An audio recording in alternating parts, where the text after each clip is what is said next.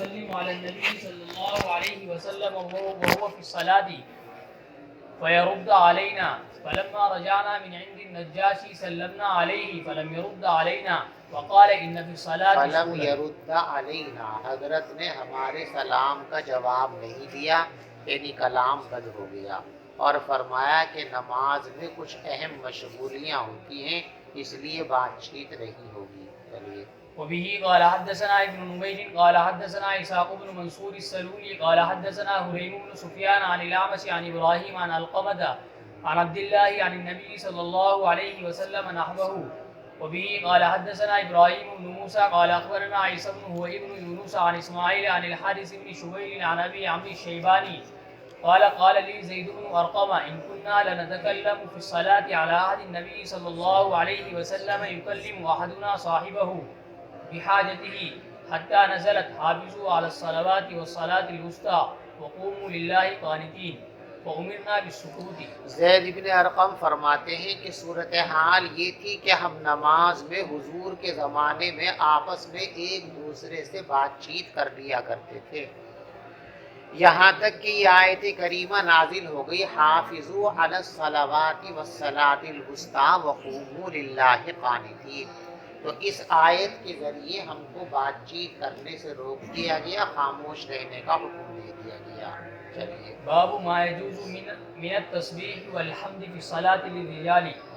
نماز میں تسبیح اور تحمید وغیرہ کی گنجائش ہے، اس سے نماز فاسد نہیں ہوتی، اس لیے کہ تسبیح اور تحمید یہ کلام الناس نہیں ہے بلکہ یہ ذکر اللہ ہے، اور نماز تو ذکر اللہ ہی کے لیے ہے۔ چلیے۔ وبه قال حدثنا عبد الله بن مسلمة قال حدثنا عبد العزيز بن أبي حازم عن أبيه عن سهل بن سعد قال خرج النبي صلى الله عليه وسلم يصلح بين بني عمرو بن عوف وحانت الصلاة فجاء بلال أبا بكر فقال حبس النبي صلى الله عليه وسلم فتؤم الناس قال نعم إن شئتم فأقام بلال الصلاة فتقدم أبو بكر فصلى فجاء النبي صلى الله عليه وسلم يمشي في الصفوف يشقها شقا حتى قام في الصف الأول وأخذ الناس بالتصفيح فقال سهل هل تدرون ما التصفيح؟ هو التصفيح. وكان أبو بكر رضي الله عنه لا يلتفت بالصلاة فلما أكثروا التفت فإذا النبي صلى الله عليه وسلم في السيف في الصف فأشار إليه مكانك فرفع أبو بكر يديه فحمد الله ثم رجع فرفع ابو بکر یدیہ فحمد اللہ، صدیق اکبر نے اپنے دونوں ہاتھوں کو اوپر اٹھایا حضور کا شکریہ ادا کرنے کے لیے، اور پھر کہا الحمدللہ۔ اب دیکھیے صدیق اکبر نے نماز میں الحمدللہ کہا ہے اور ان کی نماز باطل؟ تو کسی چیز کے اظہار کے لیے الحمدللہ یا سبحان اللہ اگر دوران نماز انسان کی زبان پر آ جائے تو اس سے نماز کے اندر خلل پیدا نہیں ہوتا ہے۔ چلیے۔ باب من سمى قوما او سلم في الصلاة على غير مواجهة وهو لا يعلم۔ دیکھیے کلام الناس کی شان جب پیدا ہوتی ہے جب خطاب ہو، اگر خطاب کی صورت کے بغیر ہی نماز میں کسی قوم کا یا کسی فرد کا نام دعا اور بد دعا کے طور پر لے لیا گیا تو اس سے نماز فاسد نہیں ہوتی ہے۔ جیسے قنوت نازلہ کے اندر بد دعا کرتے وقت مختلف افراد اور مختلف خاندانوں کا نام حضور پاک صلی اللہ علیہ وسلم نے لیا ہے، ظاہر بات ہے وہ قرآن و حدیث ہے نہیں، نہ ذکر اللہ ہے، لیکن اس میں کلام الناس کی شان پیدا نہیں ہوئی ہے خطاب نہ ہونے کی وجہ سے، ان لوگوں کے وہاں موجود نہ ہونے کی وجہ سے۔ تو جس کا نام لیا ہے اگر وہ وہاں موجود نہیں ہے اور خطاب کی شان پیدا نہیں ہوئی ہے اور دعا میں اس کا نام آ گیا ہے تو اس سے نماز میں خلل پیدا نہیں ہوگا، فساد پیدا نہیں ہوگا۔ چلیے۔ وبه قال حدثنا عمرو بن عيسى قال جس حدثنا شخص نے کسی قوم کا نام نماز میں لیا یا نماز میں کسی کو سلام کیا، اس کو مخاطب بنائے بغیر علی غیر محاجہا، اس کو مخاطب بنائے بغیر، وَهُوَ لَا يَعْلَمُ، اور جس کو سلام کیا جا رہا ہے اس کو پتہ بھی نہیں کہ مجھ کو سلام کیا جا رہا ہے، یعنی خطاب کی شان پیدا نہ ہوئی ہو تو اس سے نماز فاسد نہیں ہوگی۔ چلیے وبه قال حدثنا عمرو بن عيسى قال حدثنا ابو عبد الصمد العمي عبد العزيز بن عبد الصمد قال حدثنا حسين بن عبد الرحمن عن ابي وائل عن عبد الله بن مسعود قال كنا نقول التحية في الصلاة ونسمي ويسلم بعضنا على بعض فسمعه رسول الله صلى الله عليه وسلم فقال قولوا التحيات لله والصلوات والطيبات السلام عليك أيها النبي ورحمة الله وبركاته السلام علينا وعلى عباد الله الصالحين أشهد أن لا إله إلا الله وأشهد أن محمدا عبده ورسوله فإنكم إذا فعلتم ذلك فقد سلمتم على كل عبد لله صالح في السماء۔ ایک روایت تو پیچھے گزر چکی ہے، بس یہاں یہ جملہ ہے نا شروع میں، وَنُسَمِّي وَيُسَلِّمُ بَعْضُنَا عَلَى بَعْضٍ، اس سے استدلال ہے کہ ہم نام لے کر بھی سلام کر لیا کرتے ہیں۔ باب التصفیق للنساء، عورت اگر امام کی غلطی پر تنبیہ کرنا چاہتی ہے تو اس کو سبحان اللہ نہیں کہنا چاہیے، اس کو اس طرح ہتھیلی بجانی چاہیے۔ چلو وبه قال حدثنا علي بن عبد الله قال حدثني سفيان قال حدثنا الزهري عن ابي سلمة عن ابي هريرة عن النبي صلى الله عليه وسلم قال التصفيق للنساء والتصميح للرجال۔ وبه قال حدثنا يحيى قال حدثنا وكيع عن سفيان عن ابي حازم عن سهل بن سعد قال قال النبي صلى الله عليه وسلم التصبيح للرجال والتصفيق للنساء۔ باب من رجع القهقرى في صلاته او تقدم بامر ينزل به، جو آدمی نماز میں الٹے پاؤں پیچھے کو ہٹ جائے یا کسی ضرورت کی وجہ سے آگے بڑھ جائے تو نماز فاسد نہیں ہوگی۔ دیکھو نماز میں آگے یا پیچھے کو چلنا اگر مسلسل 3 قدم ہو تو نماز فاسد ہو جائے گی عمل کثیر ہونے کی وجہ سے۔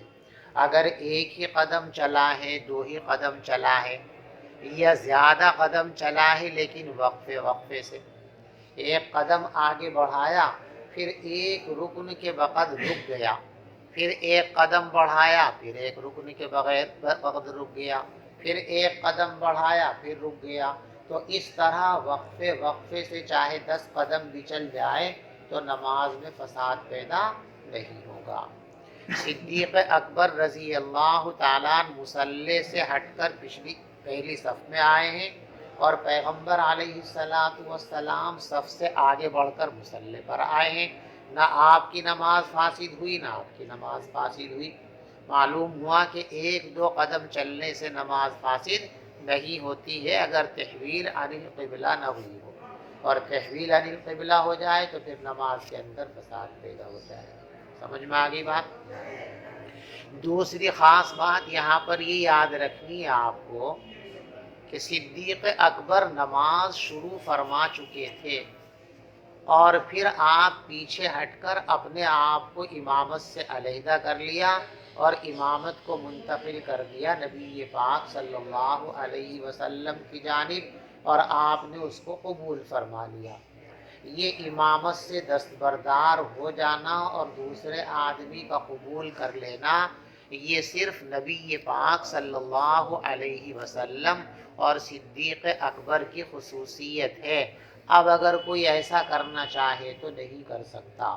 ہاں امام امامت کے لائق نہ رہے، نماز پڑھانے کے لائق نہ رہے، اس کا وضو ٹوٹ گیا تو اب پھر کسی کو خلیفہ بنا کر کے چلا جائے، چلا جا سکتا ہے، لیکن بغیر عذر کے امام پیچھے ہٹ جائے، مقتدی کو امامت منتقل کر دے، آج کے زمانے میں کسی کے واسطے یہ بات جائز نہیں ہے، یہ صرف پیغمبر علیہ السلام کی خصوصیت تھی۔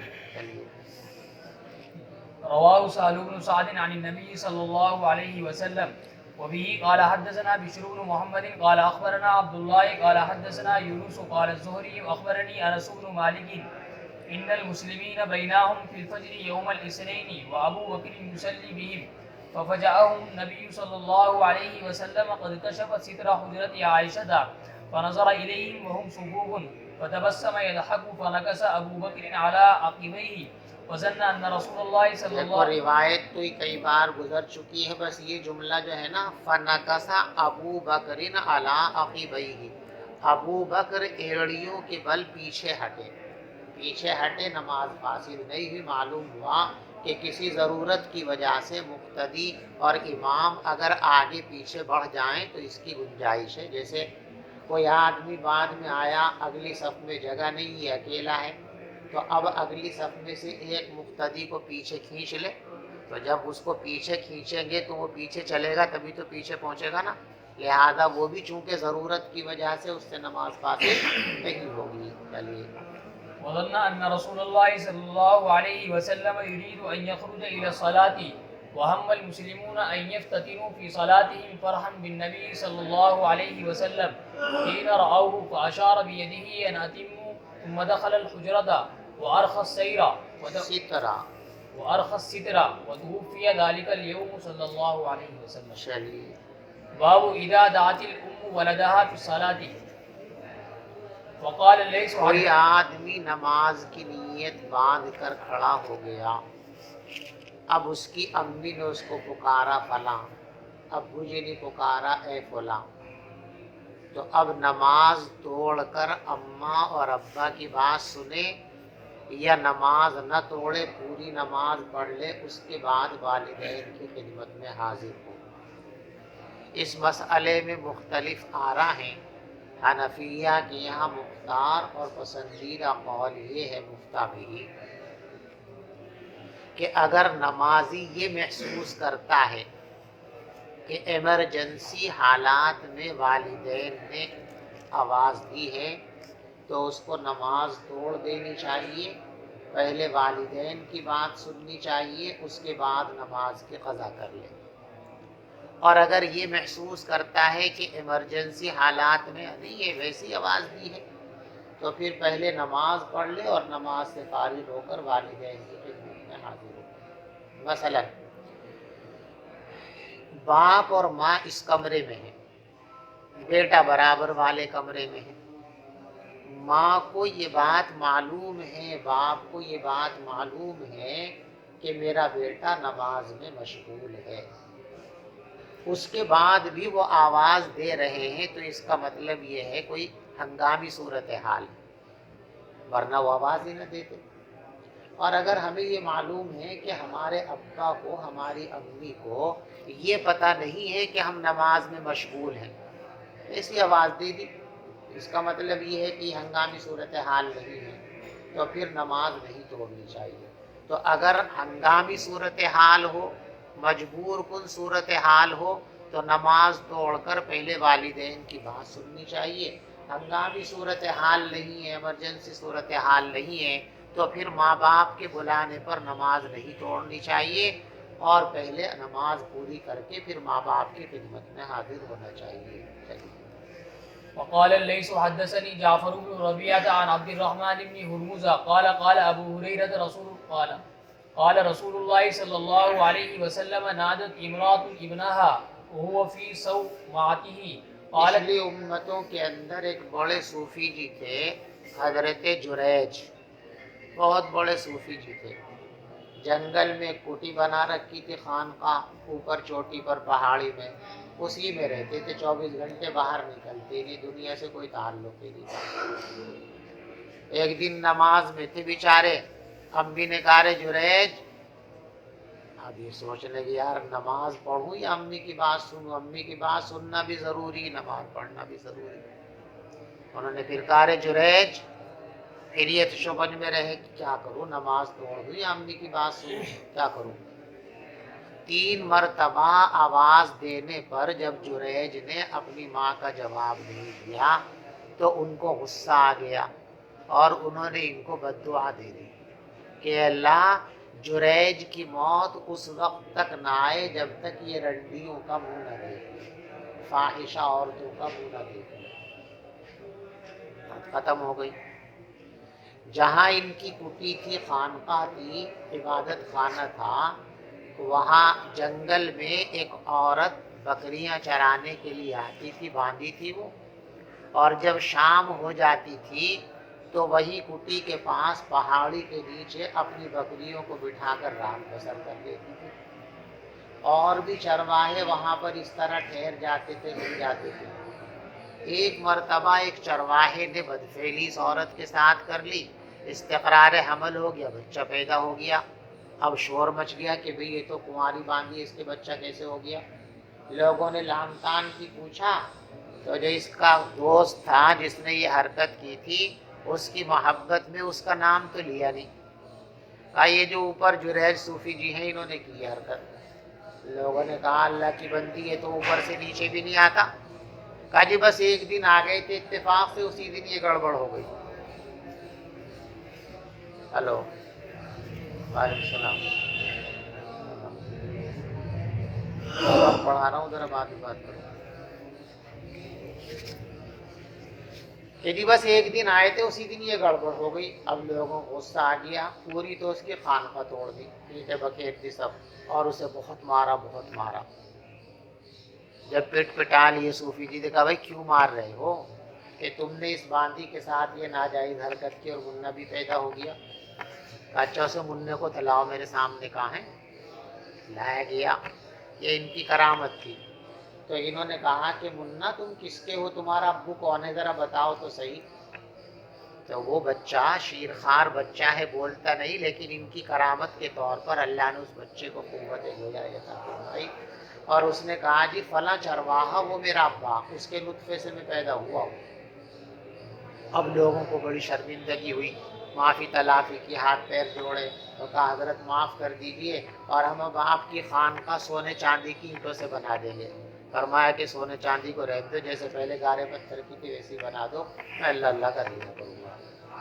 چلیے، نادت امرات ابنها وهو في صومعته قالت يا ابا جريج ابا کہاں سے يا لائے یہاں پہ؟ جريج ہاں، قال اللهم امي وصلاتي فقالت يا جريج قال اللهم امي وصلاتي اس نے کہا رے جریج، تو وہ کہنے لگے اے میرے اللہ ماں کی سنوں یا نماز کو دیکھوں؟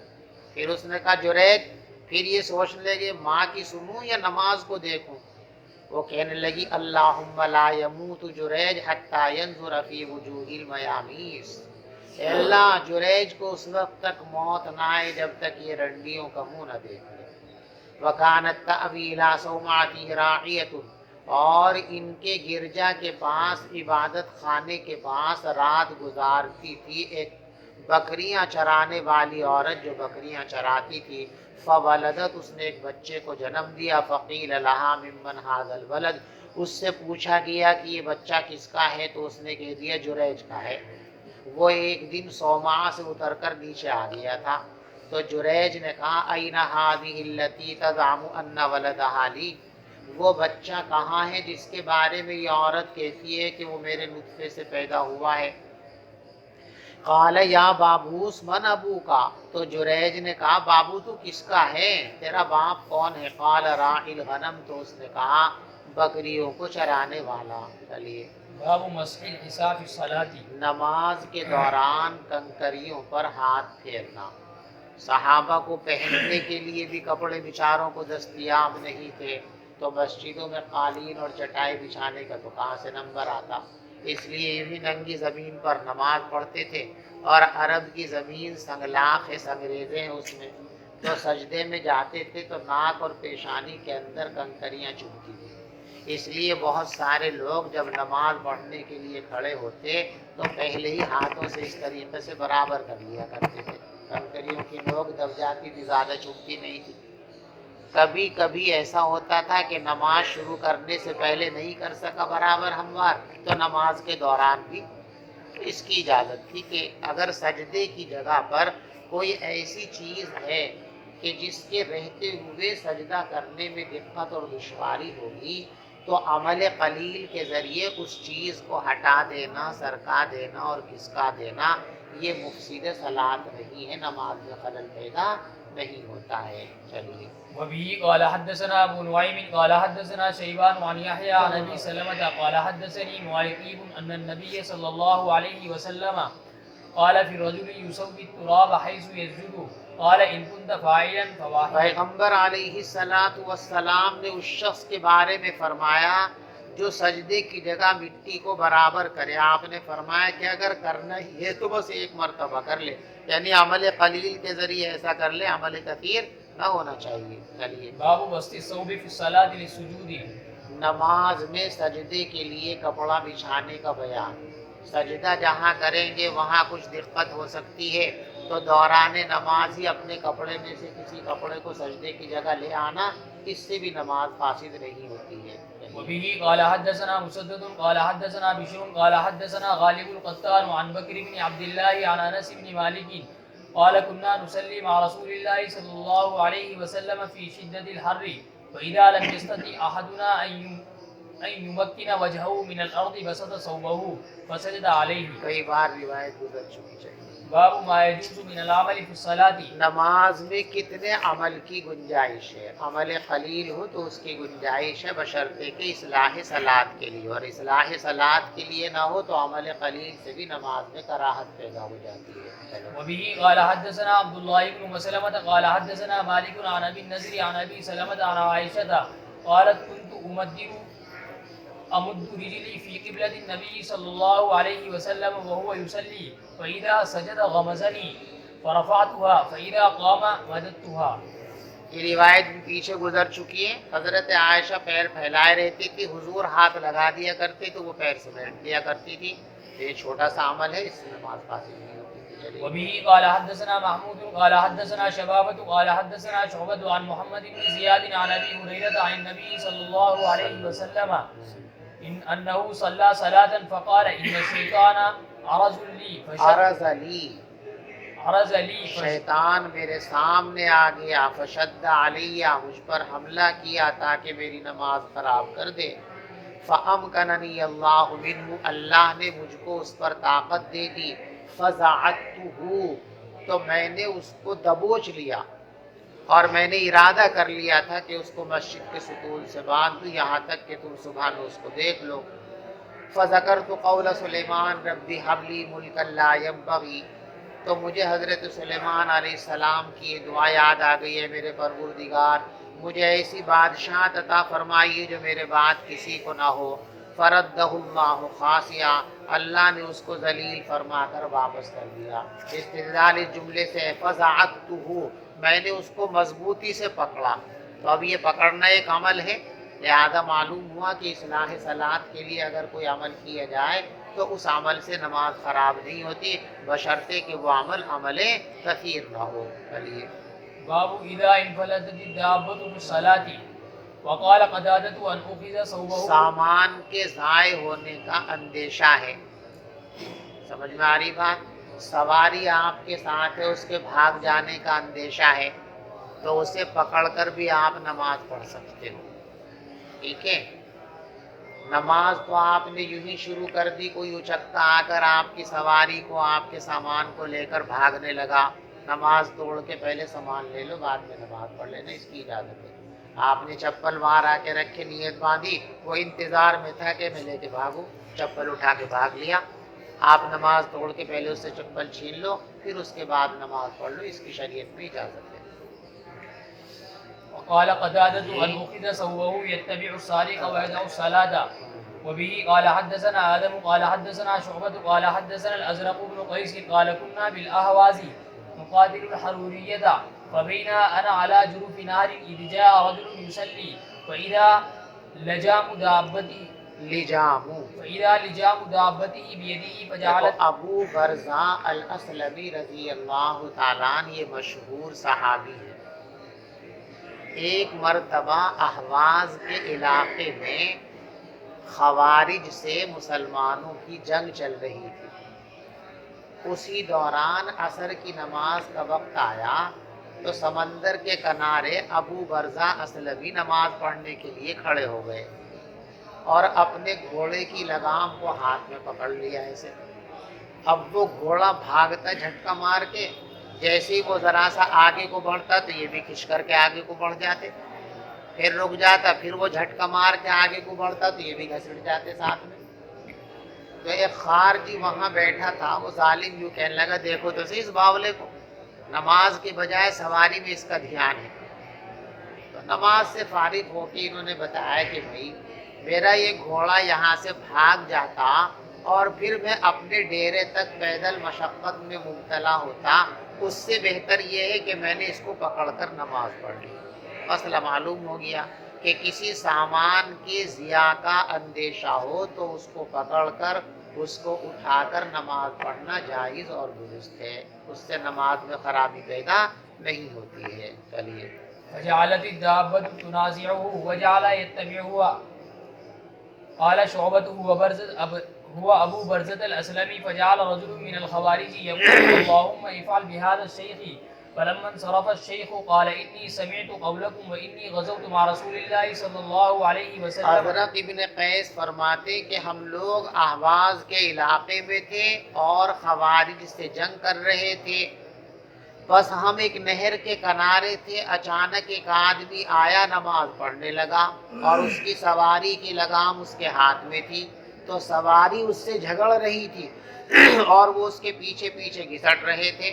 شعبہ کہتے ہیں وہ نماز پڑھنے والے آدمی حضرت ابو برزہ الاسلمی تھے۔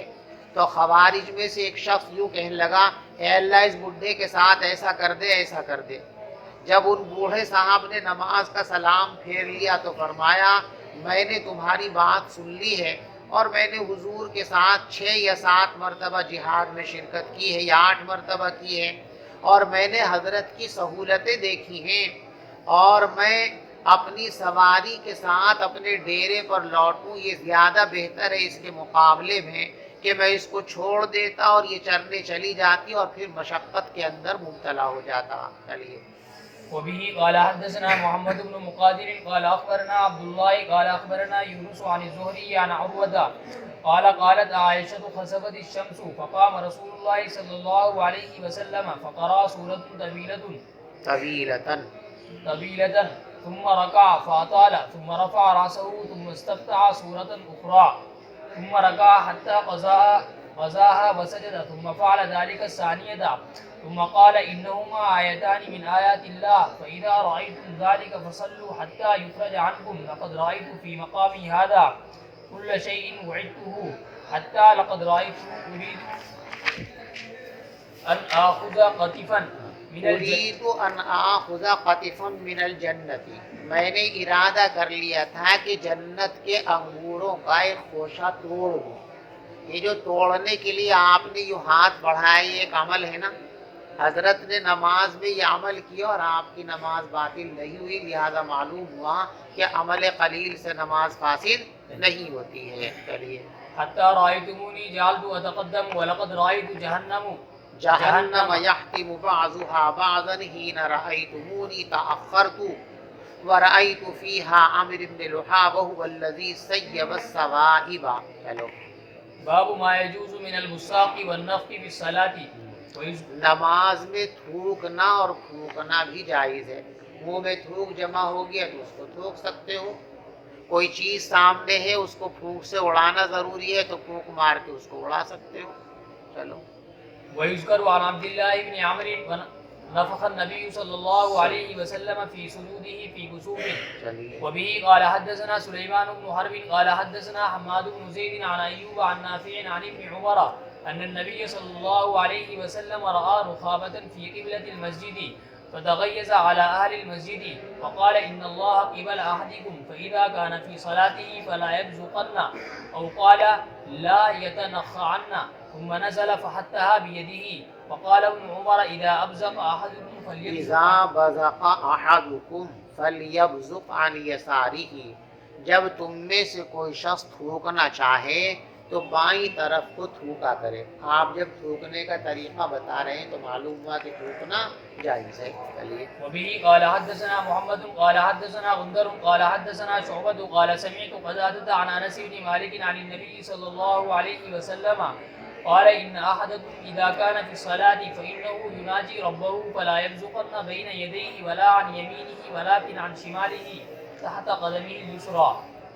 باب من صفق جاهلا من الرجال في صلاته لم تفسد صلاته. فيه سهل بن سعد عن النبي صلى الله عليه وسلم. امام کو متوجہ کرنے کے لیے مردوں کے لیے طریقہ یہ ہے کہ وہ سبحان اللہ کہیں، عورتوں کے لیے طریقہ یہ ہے کہ وہ ہتھیلی کو اس طریقے سے پیٹ دیں جسے تصفیق کہتی ہیں۔ اب کوئی صاحب ایسے ہیں کہ ان کو یہ مسئلہ معلوم نہیں ہے کہ تصفیق عورتوں کا طریقہ ہے، مردوں کا طریقہ نہیں ہے، لا علمی کی وجہ سے وہ کسی غلطی پر تنبیہ کرنے کے لیے سبحان اللہ کہنے کے بجائے اگر ایسے تصفیق کر دے، ہتھیلی پیٹ دے، تو اس سے نماز فاسد نہیں ہوگی۔ چلیے بھائی، چلیے۔ باب اذا قیل للمصلی جس تقدم شخص نے مردوں میں سے انجان ہونے کی وجہ سے ہتھیلی پیٹ دی نماز میں، تو اس کی نماز فاسد نہیں ہوگی۔ ہے بھئی کوئی دلشا؟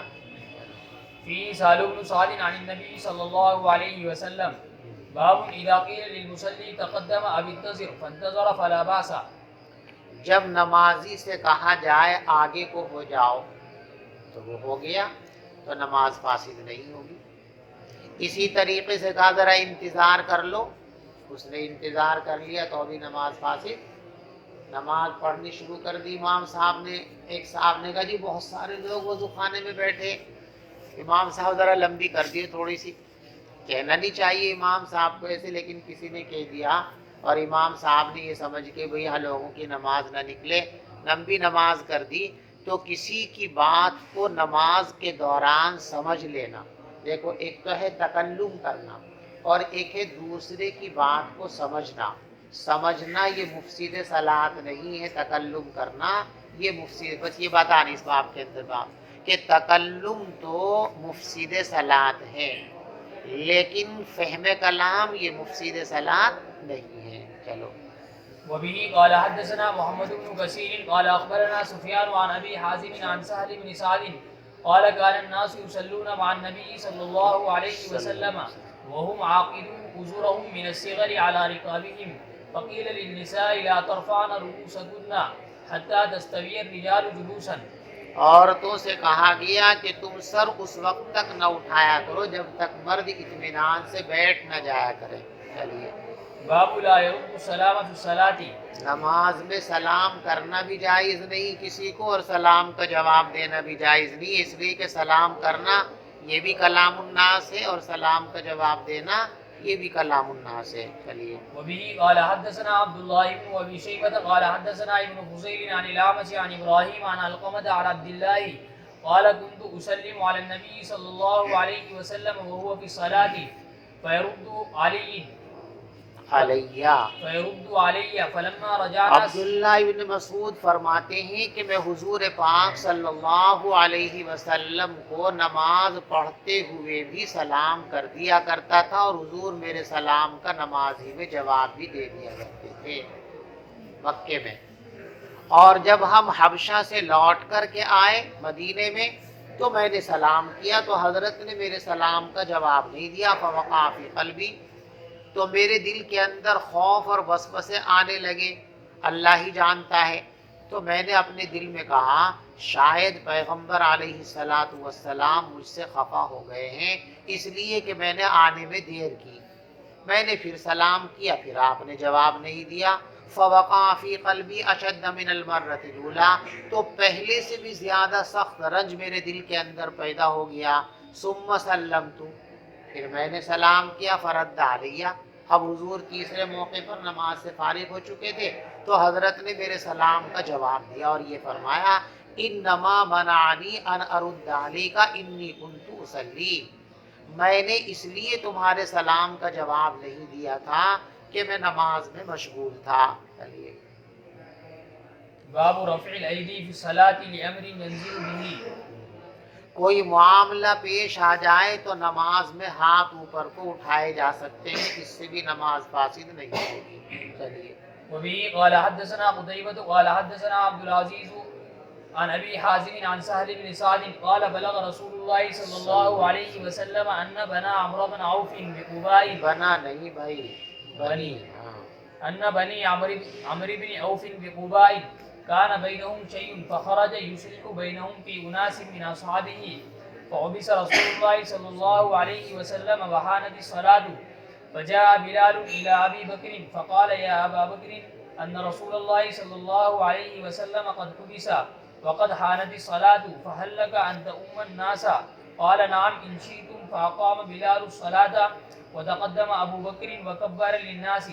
وجاء رسول الله صلى الله عليه وسلم يمشي بالصفوف يشقها شقا حتى قام من الصف فأخذ الناس في التصفيح. قال سهل التصفيح هو التصفيق.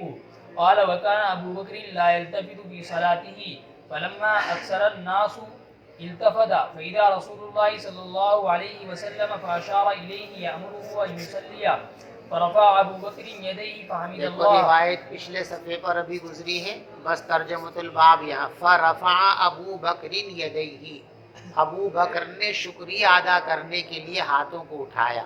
تو معلوم ہوا کسی خاص مقصد سے نماز میں ہاتھ اگر اٹھا لیے جائیں تو اس سے نماز فاسد نہیں ہوتی ہے. چلیے ورجع القهقرى وراءه حتى قام في الصف وتقدم رسول الله صلى الله عليه وسلم فصلى للناس فلما فرغ أقبل على الناس فقال يا أيها الناس ما لكم حين نابكم شيء في الصلاة أخذتم بالتصفيح إنما التصفيح للنساء من جب آپ نماز پڑھ کر فارغ ہو گئے تو لوگوں کی طرف رخ کیا اور یوں فرمایا ہے لوگوں تمہیں کیا ہو گیا ہے؟ جب نماز میں کوئی بات پیش آ جاتی ہے تو تم لوگ تالیاں بجانے لگتے ہو. تالیاں بجانا تو عورتوں کے لیے ہے. من نابہ شیء فی صلاتی، جب نماز کے اندر کوئی خرابی پیدا ہو جائے، کوئی نئی بات پیش آ جائے فلیقل، تو یوں کہنا چاہیے سبحان اللہ. پھر ابو بکر کی طرف متوجہ ہوئے فرمایا ابو بکر تمہیں کس چیز نے روکا نماز پڑھانے سے جب میں نے تم کو اشارہ کیا تھا؟ قال ابو بکر تو ما کان ینبغی لابن ابی قحافہ، ابو قحافہ کے بیٹے کے واسطے یہ بات زیب نہیں دیتی کہ وہ پیغمبر علیہ الصلوۃ والسلام کی موجودگی میں نماز پڑھائے. چلیے باب الحذر حضر نہیں خسر، خسر باب الخسر فی الصلاۃ، نماز میں کوک پر ہاتھ رکھنے کا بیان. یہ جو یہ حصہ ہے نا یہ اسے کوک کہتے ہیں. تو یا نماز میں ایسے ہاتھ رکھ کے کھڑا ہونا یہ مکروہ ہے، اور نماز کے بغیر بھی اس طریقے سے ہاتھ رکھ کر کے کھڑا ہونا یہ مکروہ ہے، اس لیے کہ یہ شیطان کا طریقہ ہے اور اہل جہنم کا طریقہ ہے. اللہ ہماری حفاظت فرمائے. چلیے وبه قال حدثنا ابو النعمان قال حدثنا حماد عن ايوب عن محمد عن ابي هريره قال نهي عن الخسر في الصلاه وقال ابو هشام ہریرہ فرمایا کرتے تھے کہ دوران نماز کوک پر ہاتھ رکھنے سے منع فرمایا گیا. وقال هشام وابو هلال عن ابن سيرين عن ابي هريره عن النبي صلى الله عليه وسلم. وبه قال حدثنا عمرو بن علي قال حدثنا يحيى عن هشام قال اخبرنا محمد عن ابي هريره قال نهى النبي صلى الله عليه وسلم ان يصلي الرجل محتصرا. پیغمبر علیہ الصلوۃ والسلام نے اس بات سے منع فرمایا کہ کوئی آدمی اختصار یعنی کوک پر ہاتھ رکھ کر نماز پڑھے. چلو باب تفكر الرجل الشيء بالصلاة وقال عمر إني لأجهز جيشي وأنا في الصلاة. دیکھو نماز میں سوچنا، سوچنے کے دو درجے ہیں. ایک تو تدریجی درجہ ہے، وہ نماز کے اندر خلل پیدا کر دیتا ہے. ایک یہ ہے کہ دفعتاً کوئی چیز ذہن میں آ گئی اور آپ نے اس کو سوچ بھی لیا اور سمجھ بھی لیا، تو اس سوچنے اور سمجھ لینے سے نماز میں خرابی پیدا نہیں ہوتی ہے. اس لیے کہ ذہن میں خیالات کا آ جانا یہ انسان کے قابو کی چیز نہیں ہے، اور جن چیزوں پر انسان کا قابو نہیں ہے شریعت نے انسان کو ان چیزوں کا مکلف نہیں بنایا ہے. نماز میں سوچنے کا بیان کسی چیز کو، حضرت عمر فرماتے ہیں انی لأجہز جیشی وانا فی الصلاۃ، میں نماز ہی میں اپنے لشکر کی ترتیب دے دیتا ہوں. یعنی نماز سے پہلے مشورہ کر رہے ہیں کہ بھی کس کو لشکر کا امیر بنانا ہے. اب جو آدمی نماز سے پہلے سوچتا رہتا ہے نماز میں اس طرف ذہن چلا جاتا ہے. کہتے ہیں نماز پڑھتے پڑھتے ذہن میں آ گیا کہ فلاں کو بنا دو امیر، تو نماز میں سوچ لیتا تھا کہ چلو فلاں کو بنا دوں گا. تو یہ چونکہ دفعتاً خیال آتا تھا حضرت عمر کے ذہن میں، اس لیے مفسد صلاۃ نہیں ہے۔ تو دفعتاً کوئی بات بھی ذہن میں آ جائے اور آدمی اس کو سمجھ لے اور اس پر عمل کا ارادہ بھی کر لے تو اس سے نماز فاسد نہیں ہوتی۔ چلو۔ وبه قال حدثنا اسحاق بن منصور قال حدثنا روح قال حدثنا عمر هو ابن سعيد۔ نماز میں بہت خیالات عام ہیں نا، اسی لیے وہ حضرت امام صاحب کا ایک واقعہ ہے۔ ایک صاحب حضرت امام اعظم ابو حنیفہ رحمۃ اللہ علیہ کے زمانے میں آئے حضرت کے پاس کہ حضرت جی میرے پاس بہت سارا خزانہ تھا، مجھے ضائع ہونے کا اندیشہ تھا، تو میں جنگل میں ایک درخت کے نیچے اس کو دبا کر آ گیا تھا کہ جب ضرورت ہوگی نکال لوں گا، لیکن اب مجھے یاد ہی نہیں آ رہا کون سے درخت کے نیچے تھا۔ حضرت بہت پریشان ہوں، کوئی ایسا وظیفہ اور عمل بتا دیجئے کہ یاد آ جاوے کہ وہ کہاں ہے۔ حضرت نے فرمایا کہ جاؤ بہترین طریقے سے وضو کرو اور بڑے خلوص کے ساتھ نماز پڑھو 2 رکعت، اور دیکھو یہ خیال رکھنا نماز میں ذرہ برابر بھی کسی چیز کا خیال نہیں آنا چاہیے۔ بیچارہ گیا، ایک ہی رکعت پڑھ پایا تھا، فوراً یاد آ گیا، اچھا فلاں جگہ دفنایا تھا، وہیں سے نماز توڑ کے بھاگ گیا۔ اور پھر امام صاحب کا شکریہ ادا کرا کہ حضرت بہت بہترین وظیفہ آپ نے بتایا، آدھم بھی کام ہو گیا، آدھا ہی وظیفہ ہوا تھا اور سامان میرا مل گیا۔ حضرت نے فرمایا کہ ظالم، نماز کم سے کم پوری 2 رکعت تو کر لیتا، اس کے بعد ہی جا کر کے لے آتا۔ تو کتنا ہی چاہے آدمی خیالات پر پابندی نہیں لگ سکتی، اس لیے اگر خیال نماز میں کسی چیز کا آ گیا تو خیال آنے سے نماز فاسد نہیں ہوتی ہے۔ چلیے۔ وبه قال حدثنا اسحاق بن منصور قال حدثنا روح قال حدثنا عمر هو ابن سعيد قال اخبرني ابن ابي مليكة عن عقبة بن الحارث قال صليت مع النبي صلى الله عليه وسلم العصر فلما سلم قام سريعا دخل على بعض نسائه ثم خرج ورأى ما في وجوه القوم من تعجبهم لسرعته فقال ذكرت وانا في الصلاة تبرا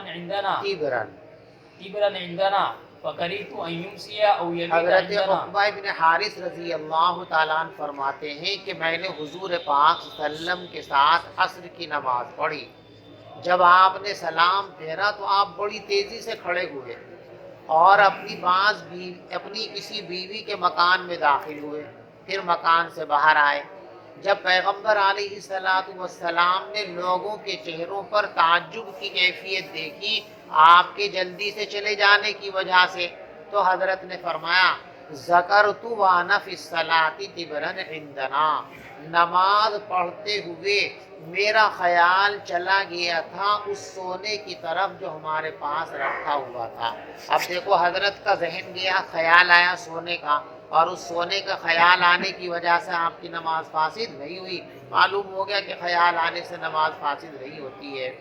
بس میں نے پسند نہیں کی یہ بات کہ شام ہو اس حال میں کہ سونا ہمارے پاس رہے، اس لیے میں نے جا کر اس کو بانٹنے کا آرڈر دے دیا۔ چلو۔ وبه قال حدثنا يحيى بن بكير قال حدثني الليث عن جعفر عن الأعرج قال قال أبو هريرة قال رسول الله صلى الله عليه وسلم إذا أذن بالصلاة أدبر الشيطان له زرات حتى لا يسمع التأذين فإذا سكت المؤذن أقبل فإذا صوب۔ پیغمبر علیہ الصلوۃ والسلام نے ارشاد فرمایا جب نماز کے لیے اذان پڑھی جاتی ہے تو شیطان ری خارج کرتے ہوئے بھاگتا ہے، اتنی زور زور بھاگتا ہے اور بھاگنے کی شدت کی وجہ سے ریح بھی خارج ہوتی رہتی ہے اس کی، یہاں تک کہ اس کو اذان کی آواز نہ سنائی۔ جب تک اذان کی آواز آتی رہے گی بھاگتا رہے گا، جہاں اذان کی آواز آنی بند ہو جائے گی ٹھہر جائے گا۔ بس جب مؤذن خاموش ہو جاتا ہے تو پھر لوٹ آتا ہے، پھر جب اقامت کہی جاتی ہے پھر بھاگتا ہے، پھر جب مؤذن خاموش ہو جاتا ہے تو آ جاتا ہے۔ فلا یزال بالمرء یقول له، برابر اس نمازی سے کہتا رہتا اذکر، فلاں بات یاد کر لے، فلاں بات یاد کر لے، جو باتیں اس کے ذہن میں بھی نہیں تھی۔ اب شیطان ذہن میں خیال ڈالتا ہے اور اس کے ذہن میں خیال آتے رہتے ہیں، اتنا ڈوب جاتا خیالات میں کہ کبھی کبھی یہ بھی پتہ نہیں رہتا کہ 2 رکعت ہوئی کہ 3 ہوئی، بھول جاتا ہے۔ تو حضرت نے فرمایا کہ ایسے خیال کسی کے اندر آ جاوے کہ وہ بھول جاوے 1 رکعت ہوئی یا 2 ہوئی تو نماز پوری کر کے سجدہ سہو کر لیا کرے، لیکن یہ نہیں فرمایا کہ نماز کو لوٹا لیا کرے۔ معلوم ہوا کہ خیال آنے سے نماز نہیں ٹوٹتی ہے۔ وہ باتیں یاد دلا رہا تھے اس کو یاد بھی نہیں ہوتی، حتیٰ کہ وہ انسان کس حال میں آ جاتا ہے کہ اس کو پتہ نہیں رہتا کتنی نماز پڑھی۔ ابو سلمہ بن عبد الرحمن کہتے ہیں کہ جب تم میں سے کوئی آدمی ایسا کر لے تو اس کو 2 سجدے بیٹھے بیٹھے کر لینے چاہیے، اور ابو سلمہ نے یہ بات ابو ہریرہ سے سنی تھی۔ چلیے وبه قال حدثنا محمد بن المثنى قال حدثنا عثمان بن عمر قال اخبرنا ابن ابي ذئب عن سعيد المقبوري قال قال ابو هريره يقول الناس اكثر ابو هريره فلقيت رجلا فقلت بما قرأ رسول الله صلى الله عليه وسلم البارحة بالعتمة فقال لا ادري فقلت الم تشهدها قال بلى قلت لكن انا ادري قرأ سورة كذا وكذا۔ سعید مقبوری فرماتے ہیں کہ حضرت ابو ہریرہ رضی اللہ تعالیٰ عنہ فرماتے ہیں یقول الناس اکثر ابو ہریرہ، لوگ یہ کہتے ہیں کہ ابو ہریرہ بہت ساری حدیثیں بیان کرتا ہے۔ دیکھو حضور کے زمانے میں تو کوئی ابو ہریرہ پر یہ اعتراض کرنے والا نہیں تھا، یہ اعتراض بعد کے زمانے کی بات ہے۔ تو میری ایک آدمی سے ملاقات ہوئی، فقلت بما قرأ وسلم البارحہ فی العتمہ، جب وہ یوں کہنے لگا تو میں نے اس کو پکڑا کہ بھئی جو آدمی دھیان سے سنتا ہے اسے ہی تو یاد ہوتا ہے اور وہی زیادہ بیان کرے گا۔ جب تمہارا دھیان ہی نہیں رہتا کسی چیز میں، دین کے بارے میں، تمہیں کیا یاد ہوگا؟ تم تو اتنے بھلکڑو، چلو یہ بتاؤ امام صاحب نے رات عشاء کی نماز میں کون سی صورت پڑھی تھی؟ اب وہ آدمی بھول گیا، کہا مجھے تو یاد نہیں۔ کہ تجھے یاد نہیں ہے نا، دیکھ مجھے یاد ہے، کل عشاء کی نماز میں امام صاحب نے یہ صورت پڑھی تھی۔ تو اب ابو ہریرہ رضی اللہ تعالیٰ عنہ نے اس کو متوجہ کیا کہ مجھے یاد ہے، تو دھیان سے سوچ رہے تھے تبھی تو یاد ہے، اور دھیان سے نہیں سوچیں گے تو کیسے یاد ہو جائے گا؟ معلوم ہوا کہ نماز میں کسی چیز کو سوچنے سے نماز باطل نہیں ہوتی ہے۔ تو میری ایک آدمی سے ملاقات ہوئی تو میں نے اس سے کہا بتا پیغمبر علیہ الصلوۃ والسلام نے رات عشاء کی نماز میں کون سی صورت پڑھی تھی؟ تو اس نے کہا مجھے تو یاد نہیں۔ تو میں نے کہا الم تشہدا، کیوں تو نماز میں تھا نہیں؟ کہا تھا۔ قلت لیکن انا ادری، میں نے کہا لیکن مجھے یاد ہے پیغمبر علیہ الصلوۃ والسلام نے فلاں اور فلاں صورت پڑھی تھی۔ بس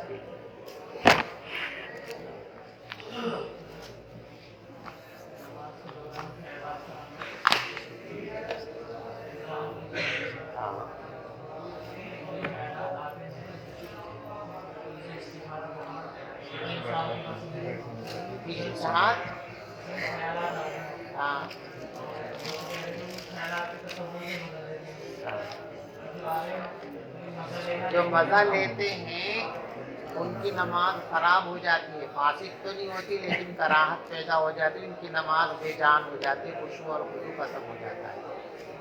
ان خیالات میں گم نہیں ہونا چاہیے، ان خیالات میں مبتلا نہیں ہونا چاہیے۔ گم ہو جانا یہ اختیاری چیز ہے اور خیالات کا آ جانا یہ غیر اختیاری چیز ہے۔ جیسے سلام کرنا بغیر مخاطب کر کے تو یہ بھی کلام ہو جائے گا، ایسے ہی نہیں جیسے کسی کو نماز میں سلام کرتے نہیں ہم، التحیات للہ والصلوات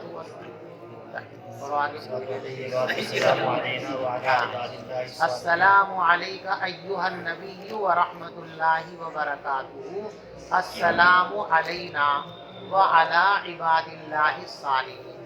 تو سلام کر رہے نا، اللہ کے تمام نیک بندوں پر سلام ہو، سلام کیا نا، لیکن اس سلام میں خطاب نہیں ہے، اس لیے کلام الناس کے مشابہ نہیں، اس سے نماز ہے۔ اور ہم کہیں اے فلاں السلام علیکم، مولوی صاحب السلام علیکم، اب نماز جاتی رہے گی، کیونکہ یہ کلام الناس کی شان پیدا ہوتی ہے خطاب سے۔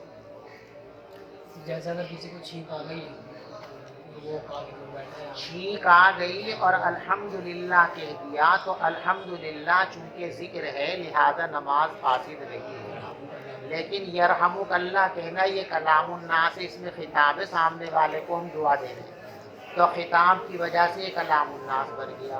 اگر چھینکنے والے کا جواب نماز میں کوئی دے دے یرحمک اللہ کہہ کر کے تو یرحمک اللہ کہنے والے کی نماز ہو گئی فاسد، اور چھینکنے والا اگر الحمدللہ کہہ دے تو کہنا تو نہیں چاہیے، لیکن اگر کہہ دے تو اس کی نماز خراب نہیں ہوگی۔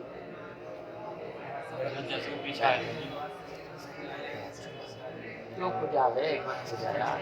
حضرت یہ پوچھنا تھا، جیسے نماز پڑھتے ہیں دوران کوئی گفتگو کر رہا ہے آپس میں، آواز ہمیں بھی آ رہی ہے، اگر وہ امام یا مؤذن کے خلاف ہے تو ہم ان سے اطلاع کر سکتے ہیں بعد میں؟ جی کوئی بات کر رہا ہے مسجد میں بیٹھ کر، آواز ہمیں بھی آ رہی ہے، توجہ اس طرف بھی چلی آئیے جاتی آئیے ہے، خیریت ہے مفتی صاحب، کیسے مزاج ہے؟ تشریف رکھیے، تشریف رکھیے۔ جی توجہ اس طرف بھی چلی جاتی ہے ان کی بات کی طرف، ان کی بات کو بعد میں ہم نقل کر سکتے ہیں۔ ہاں، کوئی آدمی اگر کسی مسلمان کو نقصان پہنچانے کی منصوبہ بندی کر رہا ہے تو اس مسلمان کو یہ بات جا کر بتا دو، یہ چغل خوری نہیں ہے۔ کوئی صرف برائی کر رہا ہے کسی کی، نماز کے دوران توجہ کر سکتے ہیں اس طرف؟ کر نہیں سکتے، ہو جائے، کرنا اور ہونے میں فرق ہے۔ کرنی تو نہیں چاہیے لیکن ہو گئی تو نماز میں کوئی خلل نہیں آئے گا۔ حضرت بریلوی حضرات یہ کہتے ہیں کہ سلام آپ نماز میں پڑھتے ہو ویسے کیوں نہیں پڑھتے؟ جیسے وہ الصلاۃ والسلام علیکہ یا نبی اللہ بولتے ہیں تو تم نماز میں بھی کرتے تو ویسے کیوں نہیں بولتے؟ بھائی رسول پاک صلی اللہ علیہ وسلم نے کہا تھا کہ نماز میں ایسے سلام پڑھا کرو، تو ہم پڑھتے ہیں۔ نماز کے بغیر ایسے سلام پڑھنے کو حضور نے نہیں کہا تھا، جس کی دلیل یہ ہے کہ نہ صحابہ پڑھتے تھے، نہ تابعین پڑھتے تھے، نہ محدثین، نہ فقہا۔ اگر کہتے تو یہ سب حضرات پڑھتے۔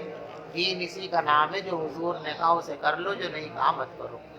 حضور نے نماز میں تو فرمایا کہ ایسے سلام کرا کرو، کرتے ہیں بھائی۔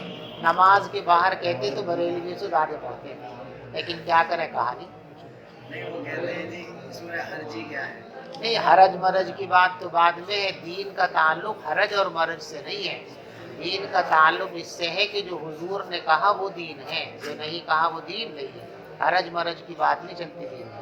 اس کی وہ کیا ہے جو چلنے کے بارے میں، وہ پیچھے سے جیسے مقتدیوں کی چاپ پیچھے کی طرف، اور مقتدی وہ 2 قدم ان سے زیادہ چل گیا تو وہ چلا نہیں، اسے چلایا گیا، اس کے وہ اس مسئلے میں نہیں آئے گا۔ اس کے وہ قدم کہاں چلے؟ چلنا ہوتا اپنے اختیار سے، وہ تو گھسیٹا جاتا ہے، لہذا اس کے قدم گنے ہی نہیں جائیں گے۔ اگر خود سے چلا تو 2 قدم چلے گا۔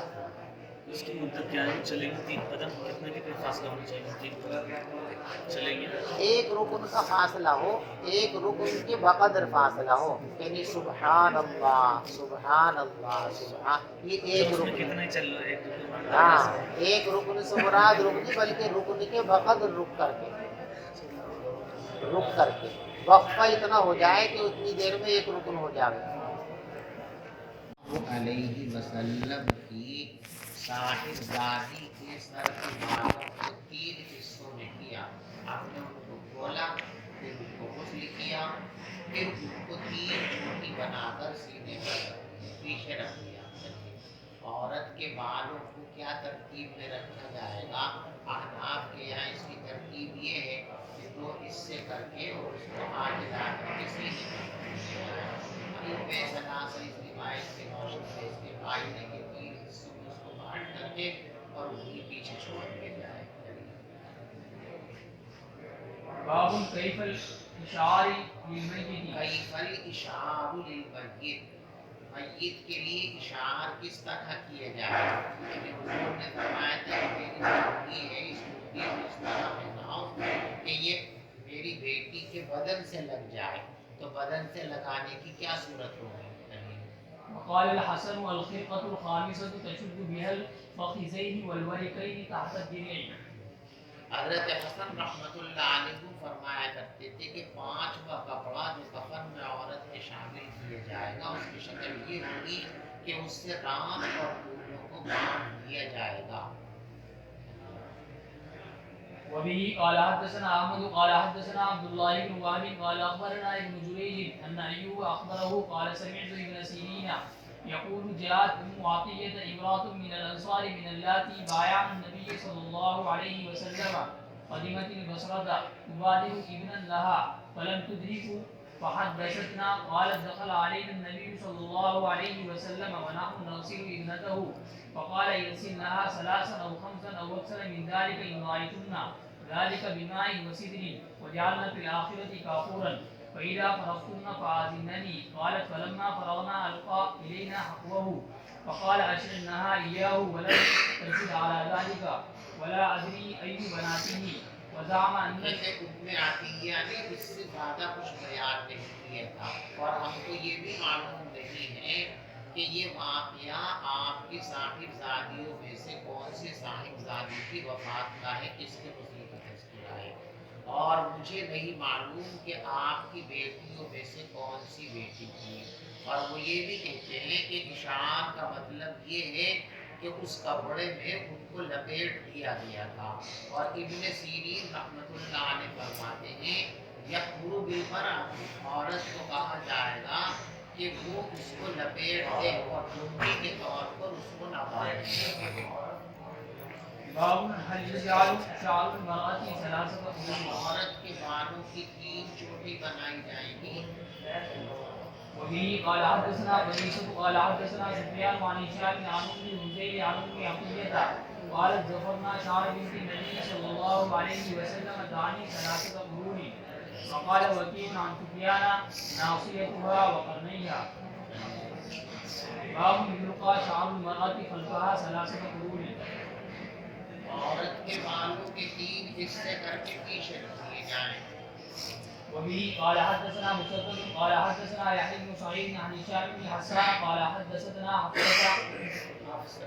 حفصة عن ام عطية قالت توفيت إحدى بنات النبي صلى الله عليه وسلم فأتانا النبي صلى الله عليه وسلم فقال انسنها بالسبر مثلا 3 أو 5 أو أكثر من ذلك إن رأيتن ذلك وجعلنا في الآخرة كافورا أو شيئا من كافور فإذا فرغتن فآذنني فلما فرغنا آذناه فألقى إلينا حقوه فصفرنا شعرها 3 قرون وألقيناها خلفها باب الصيام البيض للكفن الصيام البيض، کفن کے لیے سفید کپڑوں کا استعمال۔ دیکھو کفن کسی بھی طرح کے اس کپڑے میں جس کو زندگی ہے اس کو کفن بنانا بھی جائے، کلر کا ہو، سوتی ہو، ٹینی کاٹ کا ہو۔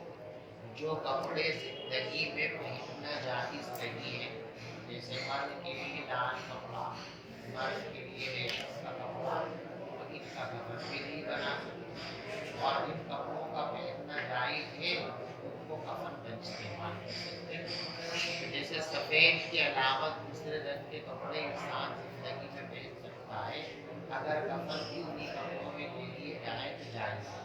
البتہ مستحب اور پسندیدہ یہ ہے کہ کفن کا کپڑا سفید ہونا چاہیے، اس لیے کہ اس کو پیغمبر علیہ السلام نے پسند فرمایا ہے۔ وبه قال حدثنا محمد بن مقاتل قال أخبرنا عبد الله قال أخبرنا هشام بن عروة عن أبيه عن عائشة أن رسول الله صلى الله عليه وسلم كفن في 3 أثواب يمانية بيض سحولية من كرسوبة ليس فيها قميص ولا عمامة۔ پیغمبر علیہ السلام کو کفن دیا گیا تھا 3 سوتی سفید سکولی چادروں میں، ان میں قمیص اور عمامہ نہیں تھا۔ باب الكفن في ثوبين دیکھو ایک کفن سنت، ایک کفن کفایت۔ اگر کپڑے ہیں تو مرد کے لیے اعلیٰ درجہ یہ ہے کہ کم سے کم 3 کپڑے ہونے چاہیے، لیکن نہیں ہے تو 2 کپڑے میں چل جائے گا، وہ بھی نہیں ہے تو ایک ہی کپڑے میں لپیٹ دیں گے تب بھی اجازت ہے۔ 1 اور 2 یہ کفن کفایت ہے، اور 3 کپڑے یہ کفن سنت ہے۔ وبه قال حدثنا ابو النعمان قال حدثنا حماد عن ايوب عن سعيد بن جبير عن ابن عباس قال بينما رجل واقف بعرفة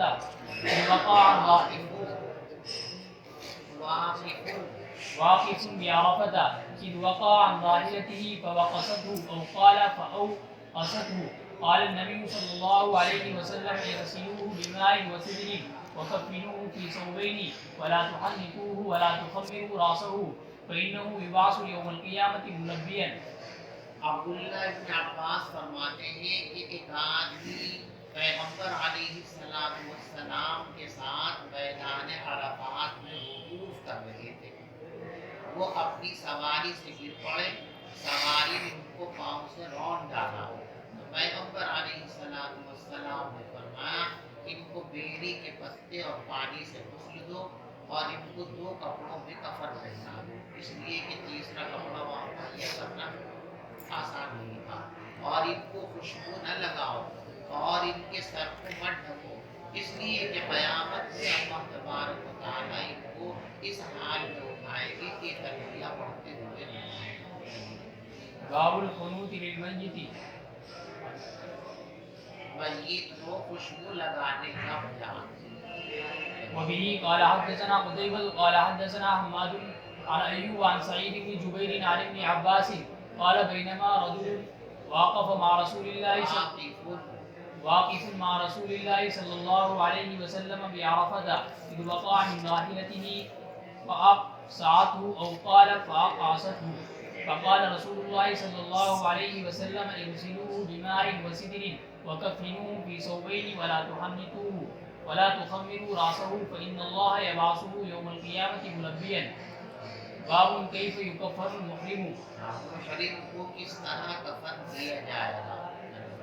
وبه قال حدثنا ابو النعمان قال حدثنا ابو عوانة عن ابي بكر عن سعيد بن جبير عن ابن عباس ان رجلا وقصه بعيره نحن مع رسول الله صلى الله عليه وسلم وهو محرم، فقال النبي صلى الله عليه وسلم اغسلوه بماء وسدر وكفنوه في ثوبين ولا تمسه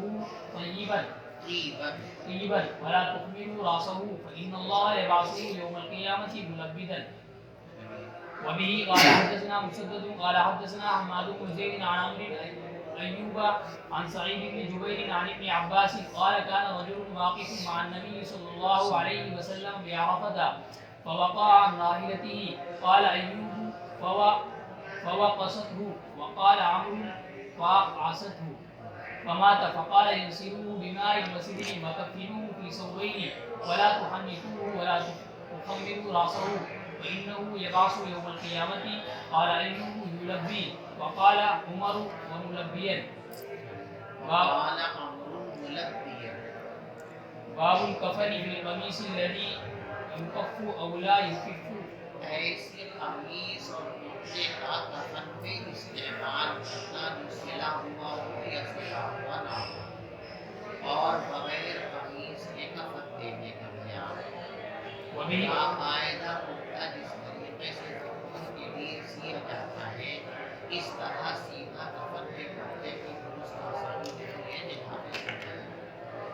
البتہ کپڑے کی لمبائی کم ہے، 2 پارٹ جوڑ کر ایسا بنانا ہے، ایسی صورت کے اندر 2 پارٹ کو جوڑ کر ایک بنانے کے لیے سلائی کرنا، چاہے ہاتھ سے کی جائے چاہے مشین سے کی جائے، اس کی شرعی اجازت ہے، یہ ضرورت کی چیز ہے۔ وبه قال حدثنا مسدد قال حدثنا يحيى بن سعيد عن عبيد الله قال حدثني نافع عن عبد الله بن عمر ان عبد الله بن ابي لما توفي جاء ابنه الى النبي صلى الله عليه وسلم فقال اعطني قميصك اكفن فيه وصل عليه واستغفر له، فاعطاه قميصه فقال آذني اصلي عليه، فآذنه فلما اراد ان يصلي عليه جذبه۔ اس کے جو بیٹے ہیں وہ اب کے سچے مسلمان ہیں، پیغمبر علیہ السلام سے جب اس کا انتقال ہوا تو رسول پاک صلی اللہ علیہ وسلم نے اپنا کرتا دیا۔ اس کرتا دینے میں کئی مصلحت ہیں۔ ایک مصلحت ان کے بیٹے کی دی ہوئی جو سچے مسلمان ہیں، دوسری مصلحت آفات۔ جب بدر کے اندر قریش مکہ کو گرفتار کیا گیا، قیدی بنایا گیا، تو جنگ میں بہت سے لوگوں کے کپڑے پھٹ گئے۔ حضرت عباس رضی اللہ تعالیٰ ان کے بچائیں گرفتار کر کے آئے تھے، اور آپ کے بھی کپڑے پھٹ گئے۔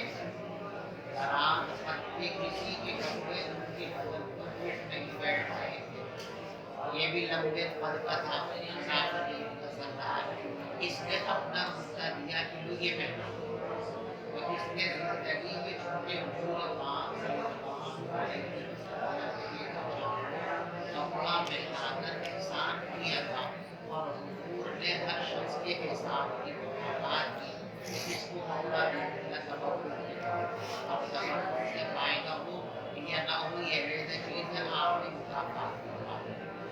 چیز کی مصلحت اس کے اندر بھی عام منافقین کے دلوں کو دی تاکہ حکومت کی حیثیت پیغام جائے گی جس میں سب سے زیادہ ستایا نبی علیہ السلام. اس کے ساتھ بھی نبی کا حسن سلوک یہ ہے، کردار یہ ہے کہ یہ نبی کتنے شان والے ہیں اور کتنے باخبر ہیں، اور اس کا اثر بھی ہوا. پہلے منافقین کی تعداد بہت زیادہ تھی، لیکن حضور کی وفات کا وقت آتے آتے مدینے میں صرف 12 منافقین ہوتے ہیں جن کے نام حضور پاک صلی اللہ علیہ وسلم نے حضرت حذیفہ رضی اللہ تعالیٰ عنہ بتایا. قال أليس الله نهاك أن تصلي على المنافقين فقال إنا بين خيرتين قال استغفر لهم أو لا تستغفر لهم إن جب تستغفر. عبداللہ ابن ابی کا انتقال ہو گیا تو اس کے بیٹے حضور پاک صلی اللہ علیہ وسلم کے پاس آئے اور یہ کہا کہ اپنی قمیص آپ مجھے دیجیے تاکہ میں اس میں اپنے باپ کو کفن لے سکوں، اور آپ میرے باپ کی نماز جنازہ پڑھا کیجیے اور اس کے لیے مغفرت کی دعا کر دیجیے. تو حضرت نے اپنی قمیص بھی دے دی اور فرمایا آج ان کی جنازہ تیار ہو جائے تو مجھے خبر کر دینا، صلی علیہ میں اس کی نماز جنازہ پڑھی. فآذنہ انہوں نے اطلاع دے دی. بس جب حضور نے عبداللہ ابن ابی کی نماز جنازہ پڑھانے کا ارادہ کیا تو حضرت عمر نے آپ کو اور فرمایا کہ اللہ نے آپ کو منافقین پر نماز پڑھنے سے نہیں منع کیا. قال انا بین خیرتین، کہ مجھے حتماً تھوڑی منع کیا. کیوں؟ فرمایا استغفر لهم او لا تستغفر لهم ان تستغفر لهم 70 مرہ فلن یغفر اللہ. تم ان کے لیے استغفار کرو یا نہ کرو برابر ہے، 70 بار بھی استغفار کرو گے تو بھی ان کی مغفرت ملے گی. تو اللہ نے ان کو بھی فرمایا کہ مت کرنا ہے، باقی کر لو یا نہ کرو تو میں کرتا ہوں. اللہ نے مجھ کو اختیار دیا ہے، فرمایا استغفر لهم او لا تستغفر لهم ان تستغفر لهم 70 مرة فلن يغفر الله. فصلى علیہ، تو حضرت نے اس رئیس المنافقین کی نماز جنازہ پڑھائی. اس کے بعد قرآن میں یہ آیت نازل ہوئی وَلَا تُصَلِّ عَلَىٰ أَحَدٍ مِّنْهُمْ مَاتَ أَبَدًا وَلَا تَقُمْ عَلَىٰ قَبْرِهِ. ایک منافقین میں جس شخص کا انتقال ہو تو آپ کبھی بھی ان کی نماز جنازہ نہیں پڑھیں گے اور ان کے قبر کے پاس کھڑے نہیں ہوں گے. وبه قال حدثنا مالك بن اسماعيل قال حدثنا ابن عيينة عن عمر وسمع جابر قال اتى النبي صلى الله عليه وسلم عبد الله بن ابي بعد ما دفن فاخرجه فنفذ فيه من ذيله والبسه قميصه. پیغمبر علیہ السلام عبداللہ ابن ابی کے قبر پر آئے. اس کے قبر میں اتار دیے جانے کے بعد اس کے لاشیں کو نکالا اور پھر آپ نے اس پر اپنا خون ڈالا اور اپنا کرتا اس کو پہنا دیا. باب الكفن بغير قميص. بغیر قمیص کے کفن دینے کا بیان ہے.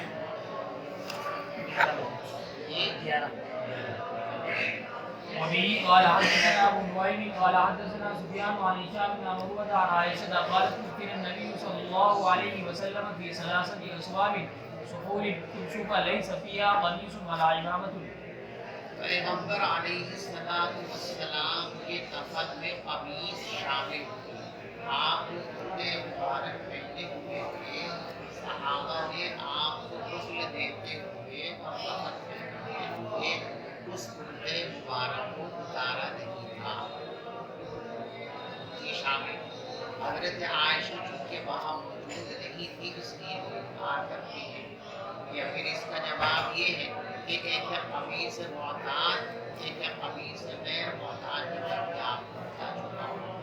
تو یہاں نفی قمیص معتاد کی ہے. باقاعدہ زندوں کے لیے جس طریقہ سے سوتا دیا جاتا ہے میت کے کفن میں ایسا کھلا نہیں سیا جاتا.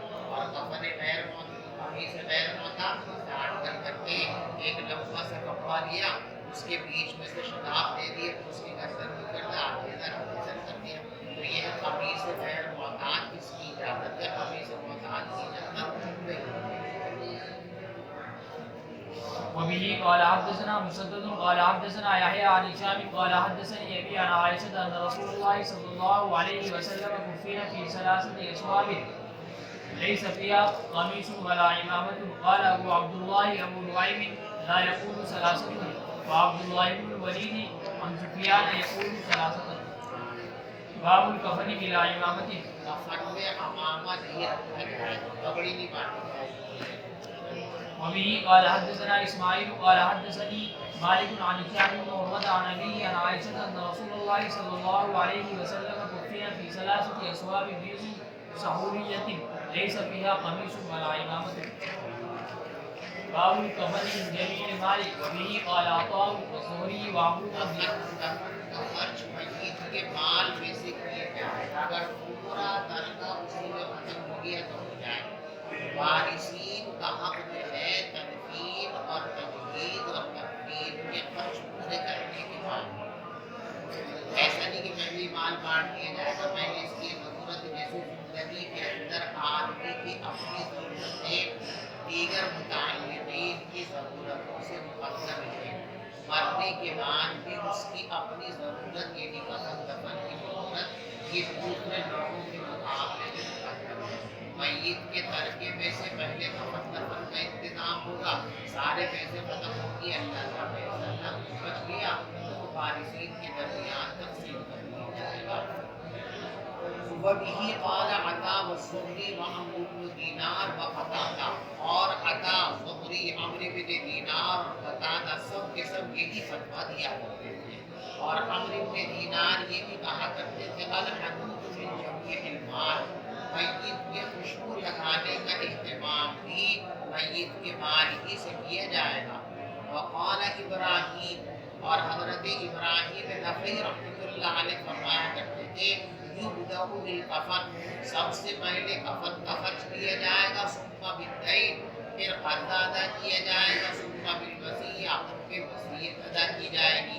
وقال سفیان، اور حضرت سفیان ثوری رحمۃ اللہ علیہ فرمایا کرتے تھے اجر القبر والغسل هو من الکفن، نہلانے والے کی مزدوری اور کھودنے والے کی مزدوری یہ بھی کفن ہی میں شامل ہے. آج کل ایسا ہوتا ہے کہ جدے جی میراث تقسیم کرنے کے وہ میراث نہیں ہوتی بھائی، وہ تو توفہ ہوتا ہے. سب کو تقسیم کر دیتے ہیں، جب مرنے کے بعد پھر خرچ نہیں ہوتا ہے اس کو. ان کو سب کچھ دے دیا وہ کھائیں گے. اپنی اولاد میں سب تقسیم کر دیتے کہ اتنا اس کے پاس ہے. جب مرنے والے کے پاس اپنا مال نہ ہو، مرتے وقت کوئی آدمی ایسا مرا کہ اس کے پاس مرتے وقت کچھ بھی نہیں تھا، تو اس نے اپنی زندگی میں اولاد کو دیا ہو یا اولاد کو نہ دیا ہو، جو اس کی وراثت کے سب سے مقدم حقدار ہیں وہ اس کے کفن دفن کے سب سے مقدم حقدار ہیں. یعنی اگر مرتے وقت مال ہوتا تو جن جن لوگوں کو وراثت ملتی، جن جن لوگوں کو وراثت ملتی ان لوگوں پر فرض ہے کہ وہ اس کے کفن دفن کا خرچ برداشت کرے. اور وہ اگر بے حیا ہو جائے، ننگے ہو جائیں، مسلمانوں کو اللہ نے اتنا جذبہ دیا ہے، مسلمان اپنے طور پر چلتا ہے کار فیض بن جائے. وبه قال حدثنا احمد بن محمد المكي قال حدثنا ابراهيم بن سعد عن سعد عن ابيه قال اوتي عبد الرحمن بن عوف يوما بطعام فقال قتل مصعب بن عمير وكان خيرا مني فلم يوجد له ما يدخل فيه الا عودة وقتل حمزة او رجل. مصعب ابن عمیر قتل کیے گئے اور وہ مجھ سے بہتر تھے اور ان کے لیے میسر نہیں تھا اتنا کپڑا جس میں کفن دیا جا سکے مگر ایک چادر، تو بس ایک ہی چادر ان کپڑوں کے مال ہے اور وہی کفن میں چلا گیا تو وارثین کے لیے کچھ بھی نہیں بچا.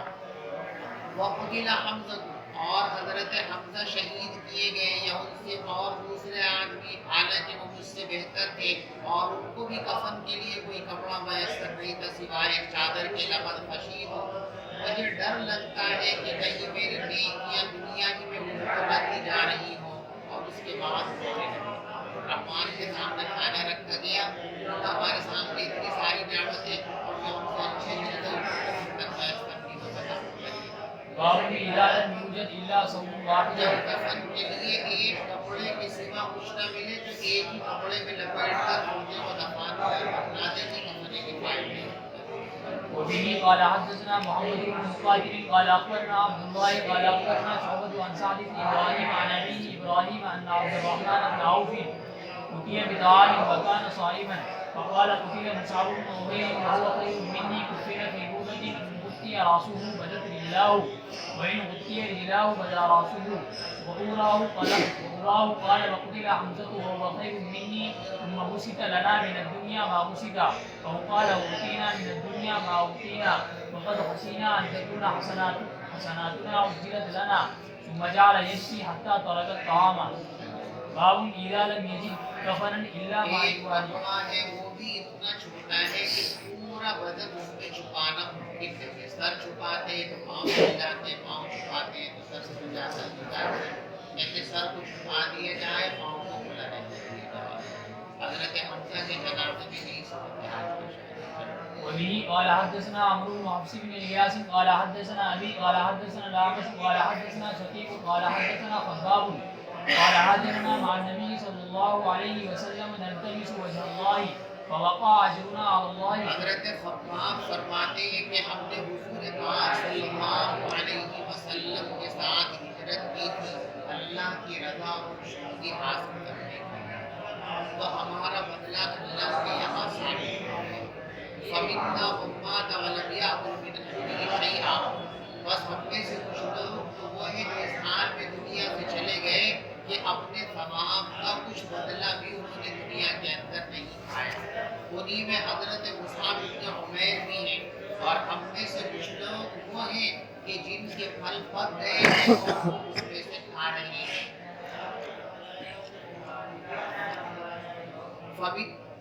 قتل یوم احد فلم نجد, احد کے دن حضرت مصعب شہید کیے گئے اور ہمیں اتنا کپڑا نہیں ملا کہ ہم اس سے ان کو کفن دے سکے سوائے چادر کے. جب ہم ان کا سر چھپاتے تھے خرجت رجلاه تو پاؤں کھل جاتے تھے. وَإِذَا غَطَّيْنَا رِجْلَيْهِ, جب پیر چھپاتے تھے خرج رأسه تو کھل جاتا تھا. فأمرنا, تو پیغمبر علیہ السلام نے ہم کو حکم دیا ان نغطی رأسه, کہ ہم ان کے سر کو کپڑے سے ڈھانپ دیں. وأن نجعل على رجليه من الإذخر, اور پاؤں پر خاص ڈالو.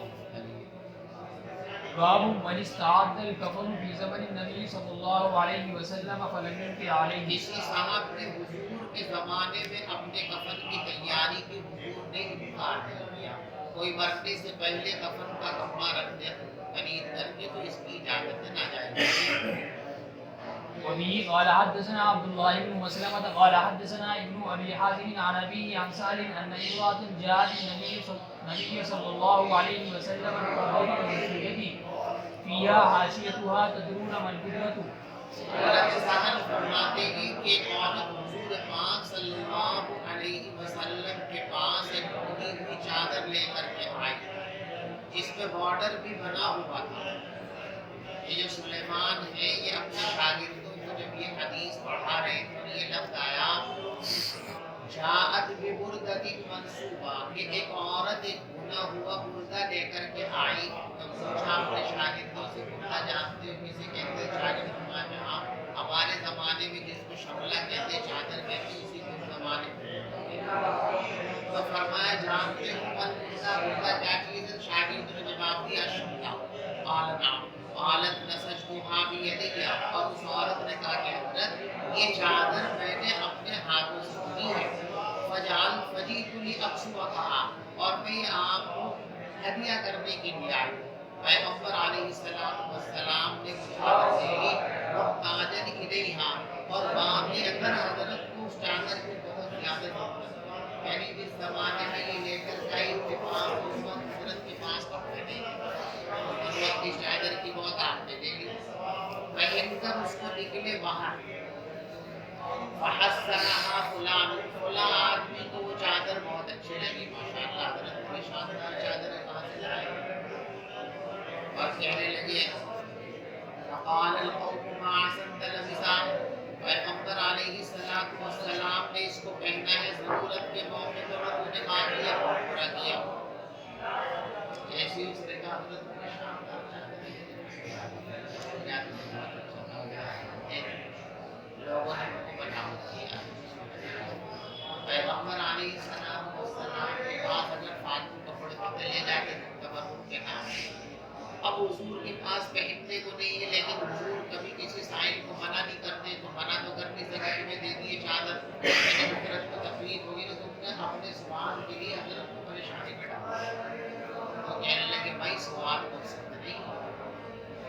یہ چادر پہننے کے واسطے نہیں، یہ پہنوں گا نہیں، میں نے اس کو اٹھا کر گھر رکھوں گا وصیت کر کے کہ جب میرا انتقال ہو جائے تو یہ چادر مجھے کفن کے طور پر پہنا دے۔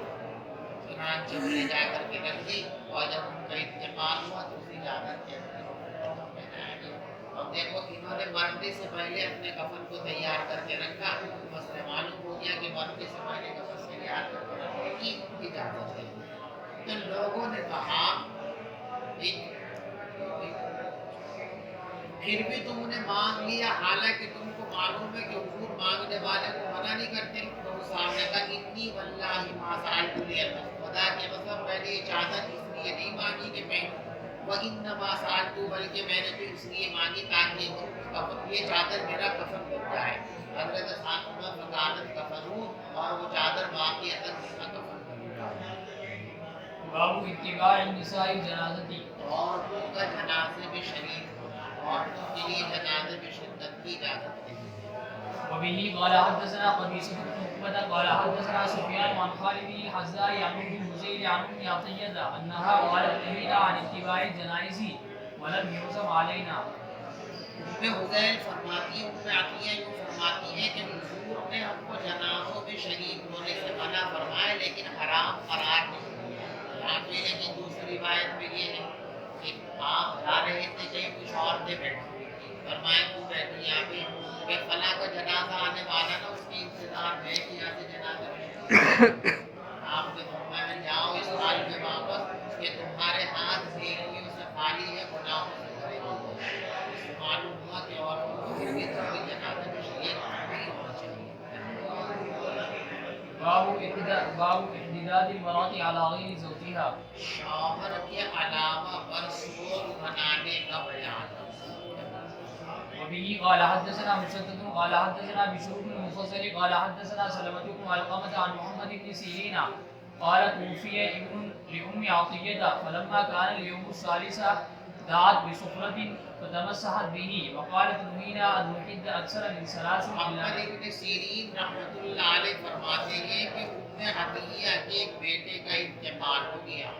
جب انتقال کو تیسرا دن ہو گیا تو انہوں نے میک اپ منگایا اور اپنے چہرے پر بنا، اور یہ فرمایا کہ ہمیں 3 دن سے زیادہ سوگ منانے سے منع کیا گیا۔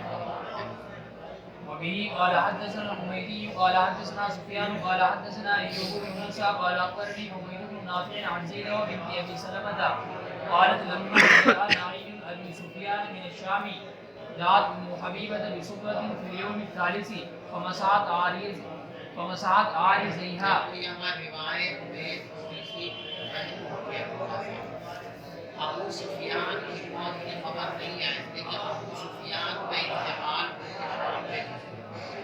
ابو سفیان کے بیٹے ہیں، ان کا انتقال ہوا، ان کی خبر آئی ہے مسلم میں۔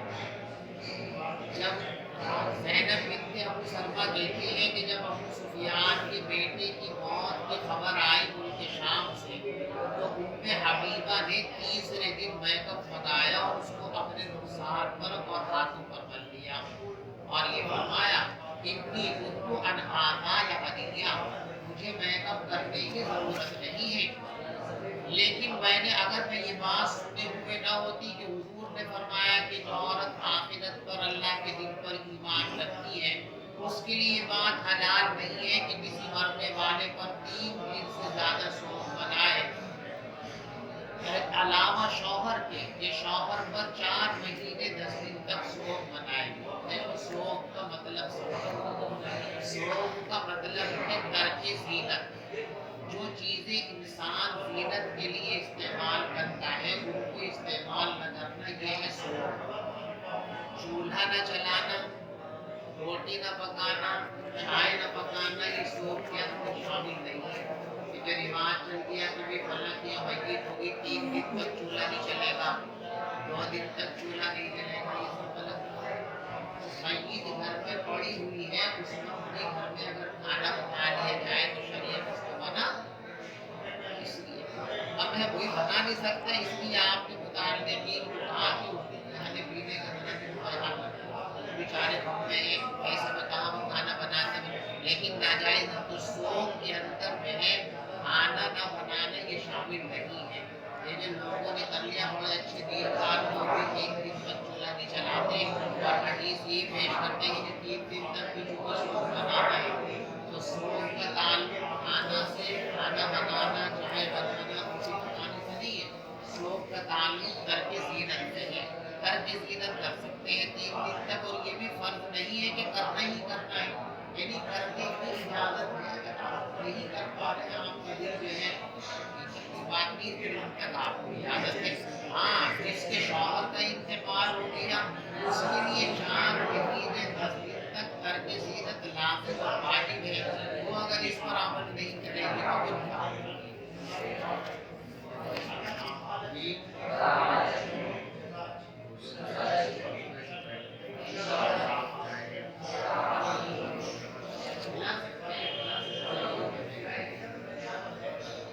اگر ہمیں یہ محسوس ہو رہا ہے کہ مجید بہت دیر سے رکھی ہے، تنقید میں دیر ہو گئی ہے، اشارہ کھانے کی یا پینے کی ضرورت ہے، ایمان فطری تقاضا ہے، تو کھلا دینا، ان کو بٹھا کر کے چائے پلا دینا، پانی پلا دینا، اس میں کوئی حرج نہیں، ناجائز نہیں. مخصوص کپڑے پہننا بھی، سفیدی کپڑے پہننا اس کے علاوہ یہ بھی غلط